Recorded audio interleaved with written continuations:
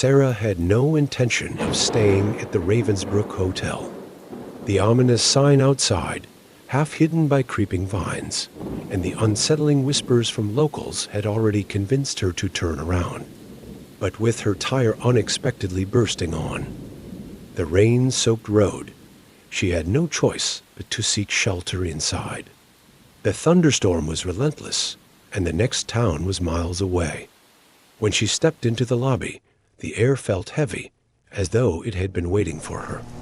Behind the reception desk stood an elderly man with a vacant stare, his hands shaking slightly as he handed her the room key.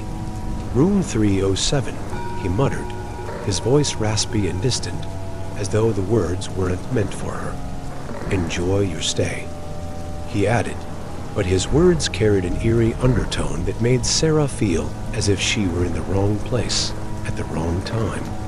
The lobby was dimly lit, with faded carpet and old furniture that had seen better days.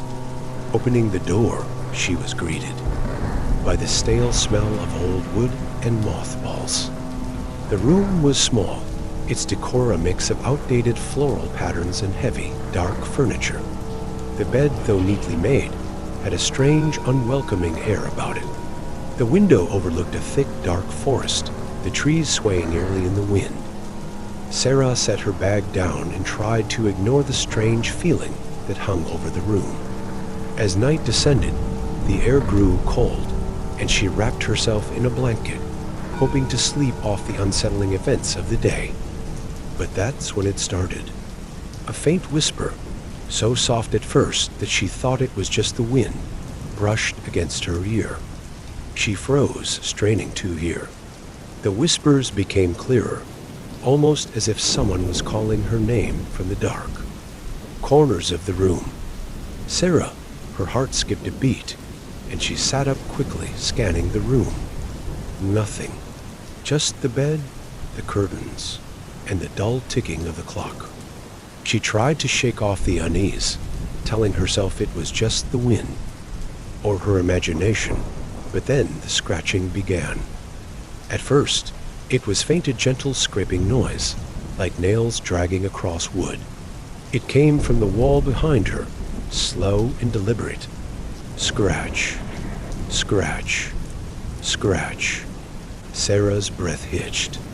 She couldn't understand why she was hearing these sounds.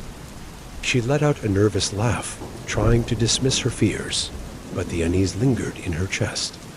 The moment her eyes shifted back to the bed, she froze again.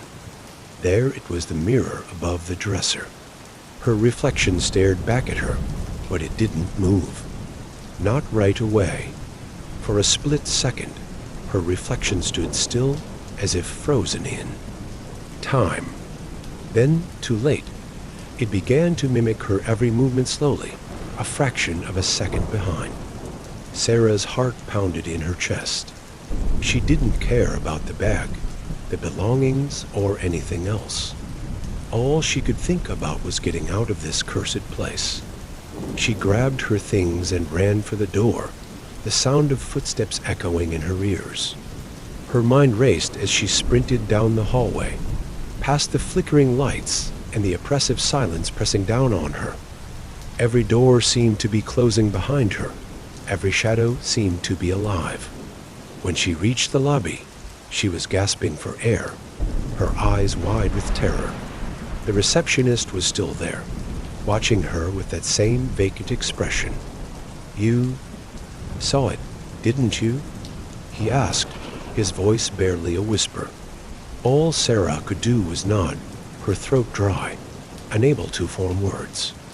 The man sighed.